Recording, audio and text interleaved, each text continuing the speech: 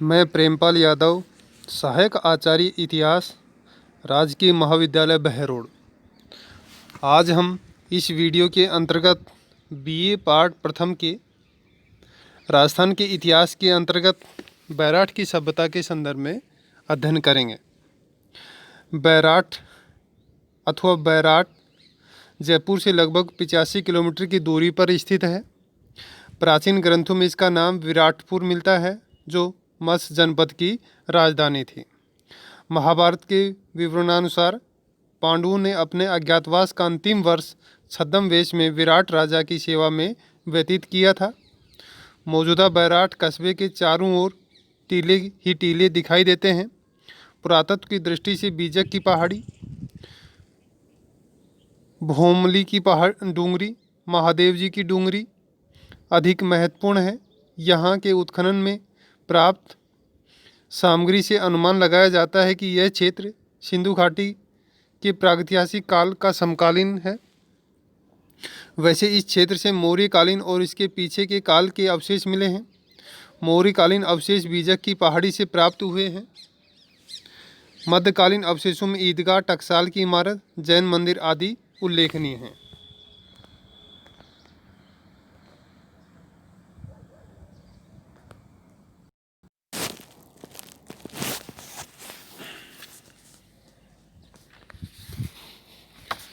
वैसे इस क्षेत्र से मौर्यकालीन और उसके पीछे के काल के अवशेष भी मिले हैं। मौर्यकालीन अवशेष बीजक की पहाड़ी से प्राप्त हुए हैं। मध्यकालीन अवशेषों में ईदगाह, टकसाल की इमारत, जैन मंदिर आदि उल्लेखनीय हैं। ईंटें। यद्यपि बैराठ के आसपास पत्थरों की कोई कमी नहीं है, फिर भी यहाँ भवन निर्माण के लिए मिट्टी की बनाई गई ईंटों का अधिक प्रयोग किया गया है। मठों, स्तूपों, मंदिरों, मकानों व चबूतरों सभी के निर्माण में ईंटों का प्रयोग किया गया है। उत्खनन में प्राप्त ईंटें अलग अलग प्रकार की हैं। फर्श पर बिछाने के लिए बड़े आकार की ईंटों का प्रयोग किया गया है। इन ईंटों की बनावट मोहनजोदड़ो से मिली ईंटों के समान है। संभवतः इन ईंटों का प्रयोग बौद्ध मठ के निर्माण के लिए किया गया होगा। मठ एक खंडरनुमा भवन मिला है, जिसमें 6-7 छोटे कमरे बने हुए हैं। पुरातत्ववेत्ताओं का अनुमान है कि यह खंडर अवश्य ही किसी बौद्ध मठ का है। खंडर की दीवारें मोटी हैं और कमरों में आने जाने का मार्ग काफ़ी तंग है। खंडर के अवशेष गोदाम तथा चबूतरों के अस्तित्व का भी संकेत करते हैं। मुद्राएं। खंडर के कमरों के उत्खनन से जो वस्तुएं प्राप्त हुई हैं, उनमें चांदी की मुद्राएं काफ़ी महत्वपूर्ण हैं। कुल 36 मुद्राएं मिली हैं। इनमें से 8 पंचमार्क चांदी की मुद्राएं हैं और 28 इंडो ग्रीक तथा यूनानी शासकों की हैं। ये मुद्राएं इस बात का प्रमाण है कि बैराठ पर यूनानी शासकों का अधिकार रहा था। 16 मुद्राएं यूनानी राजा मिनेंडर की हैं।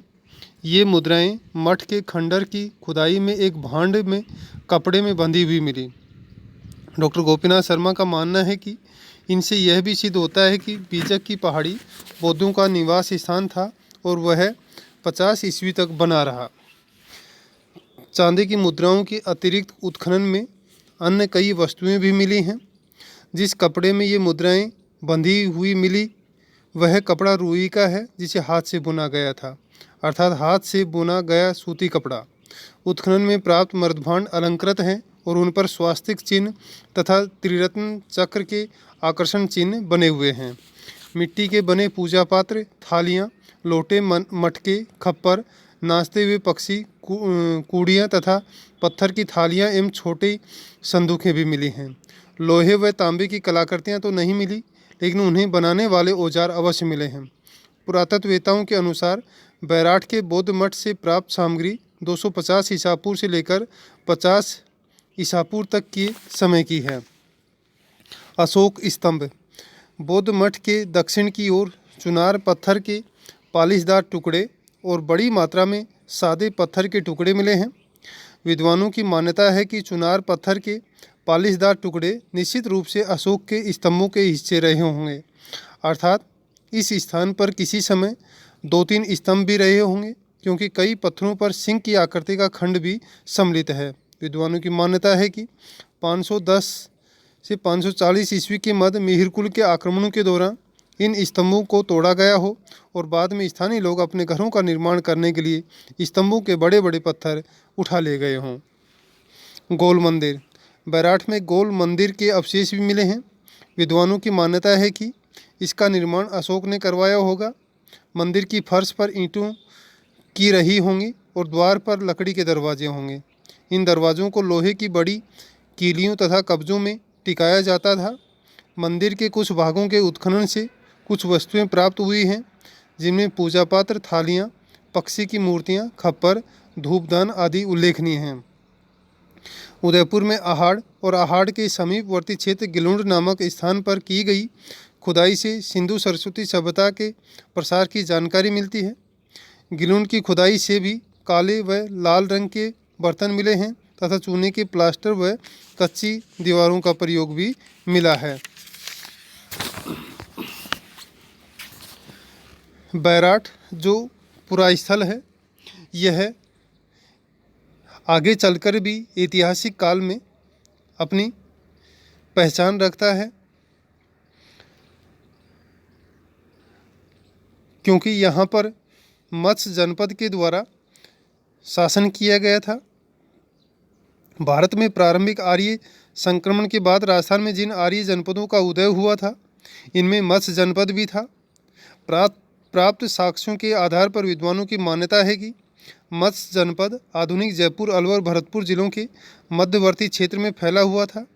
ऐसा अनुमान है कि इस जनपद का विस्तार चंबल की पहाड़ियों से पंजाब में सरस्वती नदी के समीपवर्ती जंगल तक था। इससे स्पष्ट है कि यह जनपद न होकर एक महाजनपद था और बहुत बड़े क्षेत्र में फैला हुआ था, अर्थात यह एक विस्तृत क्षेत्र में फैला हुआ राज्य था। मत्स्य लोगों का सर्वप्रथम उल्लेख ऋग्वेद में राजा सुदास के विरोधियों के रूप में मिलता है। ऋग्वेद में मत्स्यों का उल्लेख एक प्रमुख आर्य समूह के रूप में हुआ है। कौशितकी उपनिषद और शतपथ ब्राह्मण ग्रंथों में भी इस महाजनपद का उल्लेख मिलता है। शतपथ ब्राह्मण में लिखा है कि यह जाति सरस्वती नदी के किनारे पर आबाद थी और मत्स्यों के एक राजा दोहसन दैत्यवन ने सरस्वती नदी के तट पर प्रमुख आर्यजनों द्वारा संपन्न किए गए अश्वमेध यज्ञ में भाग लिया था। मनु संहिता के अनुसार मत्स्य जनपद ब्रह्मर्षि देश का एक भाग था, अतः प्राचीन काल में मत्स्य महाजनपद एक महत्वपूर्ण आर्य जनपद था। महाभारत में मत्स्य लोगों और उनके महाजनपद का उल्लेख अनेक प्रसंगों में हुआ है। एक स्थान पर कहा गया है कि जंगलों में भटकते हुए पांडवों ने इस क्षेत्र में काफ़ी समय बिताया था। इस क्षेत्र के लोग जरासंध के भय से उत्तर की ओर पलायन कर गए थे। एक अन्य प्रसंग में भी लिखा है कि अपने पूर्वी अभियान के दौरान भीम ने इस देश को जीता था। सहदेव ने भी अपने दक्षिण अभियान के दौरान इस क्षेत्र के कुछ भूभाग को जीता। अर्जुन ने अपने अज्ञातवास के समय इसी देश का चयन किया था। महाभारत काल में मत्स्य जनपद पर विराट राजा का शासन था। ऐसी मान्यता है कि इसी राजा ने जयपुर से लगभग 85 किलोमीटर की दूरी पर स्थित विराटनगर अथवा विराटपुर, वर्तमान बैराठ को बसाया था। इस नगर को मत्स्य देश की राजधानी बनाया। महाभारत विवरणानुसार पांडु ने अपने अज्ञातवास का अंतिम वर्ष छद्मवेश में विराट राजा की सेवा में व्यतीत किया था। अज्ञातवास के अंतिम दिनों में दुर्योधन को इसकी भनक पड़ी और उसने बिना किसी उचित कारण के विराट पर आक्रमण कर दिया और उसकी सेना मत्स्य जनपद के पशुधन को हाँक कर ले जाने लगी। संयोग से उसी दिन पांडवों के अज्ञातवास का अंतिम क्षण गुजर चुका था और अर्जुन ने गांडीव को हाथ में संभाल कर दुर्योधन की कौरव सेना को मार डाला। कौरव सेना पशुधन को छोड़कर भाग गई। इस घटना से राजा विराट को पांडु की वास्तविक का परिचय मिला। प्रसन्न होकर राजा विराट ने अपनी पुत्री राजकुमारी उत्तरा का विवाह अर्जुन के पुत्र अभिमन्यु के साथ कर दिया। महाभारत के युद्ध के समय राजा विराट एक शक्तिशाली सेना के साथ पांडवों की सहायता के लिए कुरुक्षेत्र में जा पहुंचा। महाभारत के विवरणानुसार युद्ध में भीष्म पितामह ने मत्स्य देश के अनेकों सैनिकों को मार गिराया था। द्रोण ने तो एक ही प्रहार में मत्स्य देश के 500 घोड़ों को मार गिराया। कर्ण ने भी मत्स्य सेना की रीढ़ तोड़ने में महत्वपूर्ण योगदान दिया। अंत में राजा विराट अपने 3 पुत्रों उत्तर, सेवेत और शंख के साथ पांडवों के पक्ष में लड़ता हुआ मारा गया। उसका दामाद अभिमन्यु भी युद्ध में वीरगति को प्राप्त हुआ। उसकी मृत्यु के बाद उत्तरा ने परीक्षित नामक पुत्र को जन्म दिया। यही परीक्षित बाद में पांडु तथा उनके विशाल राज्य का उत्तराधिकारी बना।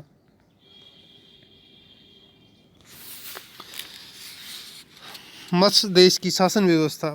मत्स्य देश की प्रारंभिक शासन व्यवस्था का स्वरूप क्या रहा होगा, यह कहना कठिन है, परंतु शतपथ ब्राह्मण तथा महाभारत के विवरणों से एक बात स्पष्ट है कि मत्स्य जनपद में दीर्घावधि तक राजतंत्रात्मक शासन पद्धति का अस्तित्व रहा होगा और उसकी शासन व्यवस्था वैदिक युग के अन्य राजतंत्रात्मक जनपदों की भांति रही होगी।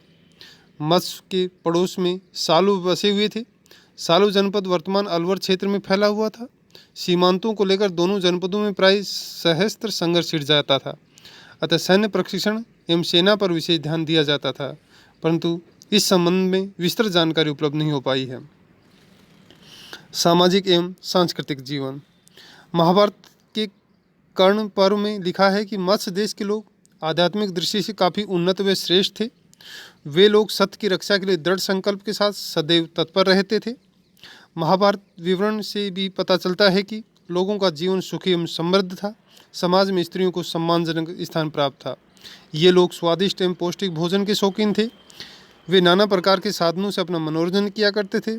चौपड़ और पासे का खेलना, संगीत एवं नृत्य, घुड़सवारी और शिकार मनोरंजन के मुख्य साधन थे। युधिष्ठिर राजा विराट के साथ चौपड़ खेलता था और अर्जुन को राजकुमारी उत्तरा को नृत्य सिखाने का काम सौंपा गया था। 12वीं सदी के एक प्रमुख संगीताचार्य हरिहर शर्मा ने अपनी रचना नतमुख में लिखा है कि कथक शैली का प्रणेता मिहिर ईसा पूर्व 2री सदी में मत्स्य देश में हुआ था। इससे संगीत एवं नृत्य के प्रति मत्स्य लोगों की अभिरुचि का पता चलता है। मत्स्य जनपद के सामने आने वाली कठिनाइयाँ। मत्स्य जनपद को प्रारंभ से ही अनेक कठिनाइयों का सामना करना पड़ा। वस्तुतः आर्यों के संक्रमण काल में भी सभी प्रमुख आर्य जनपद अपनी अपनी सीमाओं और राजनीतिक सत्ता के प्रभाव को बढ़ाने में संलग्न थे। सालुओं की भांति चेदी महाजनपद भी मत्स्य का पड़ोसी था और दोनों के मध्य भी प्राय संघर्ष हुआ करता था। महाभारत में चेदी वंश के शिशुपाल और सहज नाम के राजाओं का उल्लेख मिलता है जो अत्यधिक शक्तिशाली थे। शिशुपाल भगवान कृष्ण का समकालीन था और उन्हीं के हाथों मारा भी गया था। एक बार चेदी महाजनपद ने बड़े पैमाने पर मत्स्य महाजनपद पर आक्रमण कर दिया। इस संघर्ष में मत्स्य लोग बुरी तरह पराजित हुए और चेदियों ने मत्स्य महाजनपद को जीतकर अपने राज्य में ला लिया। महाभारत से जानकारी मिलती है कि सहज नामक राजा ने चेदी और मत्स्य दोनों महाजनपदों पर सम्मिलित रूप से शासन किया, परंतु सहज का तिथिक्रम निर्धारित करना दुष्कर है। संभव है चेदियों का प्रभुत्व अधिक समय तक कायम नहीं रह पाया हो और कुछ समय बाद मत्स्य महाजनपद पुनः स्वतंत्र हो गया हो। एक संभावना यह भी है कि शिशुपाल के बाद चेदियों ने पूर्व की ओर बढ़ना शुरू कर दिया था और अंत में उड़ीसा के क्षेत्र में कलिंग की स्थापना की थी। उनके इस संक्रमण काल में मत्स्यों को स्वतंत्र होने का अनुकूल अवसर मिल गया होगा। मत्स्य महाजनपद का पतन। मत्स्य महाजनपद के पतन की कहानी काफ़ी लंबी है। यद्यपि सिकंदर महान के आक्रमण पर मत्स्य जनपद पर कोई प्रत्यक्ष प्रभाव नहीं पड़ा, परंतु अप्रत्यक्ष रूप से उसके आक्रमण ने मत्स्यों के लिए नई समस्या उत्पन्न कर दी, जिसने उसके अस्तित्व और उसकी सुरक्षा को गंभीर रूप से प्रभावित किया। सिकंदर के आक्रमण से जर्जरित परंतु अपनी स्वतंत्रता को सुरक्षित रखने को उत्सुक दक्षिणी पंजाब की मालव, सीवी तथा अर्जुनयन जातियाँ, जो अपने साहस एवं शौर्य के लिए प्रसिद्ध थी, अन्य जातियों के साथ राजस्थान में आई और अपनी सुविधानुसार यहीं बस गई। भरतपुर अलवर के क्षेत्र में अर्जुनयन बस गए। अजमेर, टोंक, मेवाड़ के मध्यवर्ती क्षेत्र में मालवों ने अपनी बस्तियां बसाई और चित्तौड़ के आसपास सीबियों ने अपना प्रभुत्व स्थापित कर लिया। इन नए पड़ोसियों के आगमन का मत्स्य के राजनीतिक जीवन पर प्रतिकूल प्रभाव पड़ा। उनकी विस्तारवाद नीति और सैनिक शक्ति के सम्मुख मत्स्य महाजनपद अधिक समय तक नहीं टिक पाया। धीरे धीरे मत्स्य जनपद की सैनिक शक्ति क्षीण होती गई और अर्जुनयन तथा मालव लोगों की शक्ति सुदृढ़ होती गई।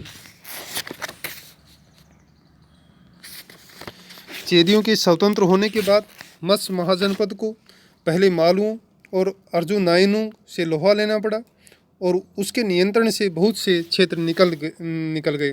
फिर भी उसका अस्तित्व बना रहा, परंतु उसके बाद उसे मगध की साम्राज्यवादी लिप्सा का शिकार होना पड़ा। मगध के सम्राटों ने भारत के अन्य भागों के महाजनपदों के समान मत्स्य महाजनपद को भी जीत कर अपने साम्राज्य मिला लिया। प्रमाणिक ऐतिहासिक सामग्री के अभाव में यह कहना कठिन है कि यह कार्य मगध के किस शासक ने किया। चूँकि हरियंक और शिशुनाग वंशों के समय मगध की सीमाएं काफ़ी सीमित रही थी, अतः अधिकांश विद्वानों की मान्यता है कि मगध के नंद सम्राटों के समय मत्स्य जनपद को अपनी स्वतंत्रता से हाथ धोना पड़ा। मौर्यों ने तो निश्चित रूप से मत्स्य जनपद पर दीर्घकाल तक शासन किया, मत्स्य की राजधानी विराट से प्राप्त अशोककालीन अवशेष और बौद्ध स्मारक इस कथन की पुष्टि करते हैं।